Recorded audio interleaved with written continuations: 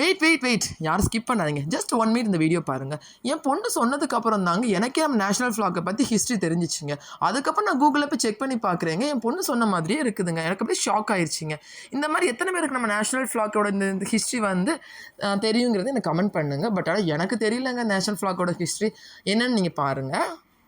வணக்கம். இப்போ நம்ம பார்க்க போகிறது நம்ம நாட்டோட ஃப்ளாக். நம்ம நாட்டோட ஃப்ளாக் இதுன்னு எல்லாருக்குமே தெரியும்ல. தெரியும். இதுக்கு முன்னாடி நம்ம நாட்டோட ஃப்ளாக் என்னன்னு யாருக்காச்சும் தெரியுமா? தெரியாது. இப்போ அதான் நம்ம பார்க்க போகிறோம்.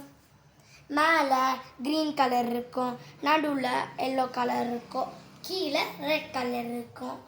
அப்புறம் மேலே க்ரீன் கலர் ஸ்வைப்பில் என்ன இருக்குன்னா 8 ஒயிட் லோட்டஸ் இருக்கும்.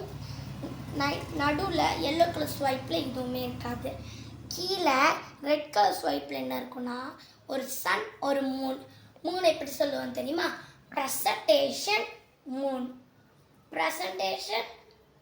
மூணுன்னு நம்ம சொல்லுவோம்.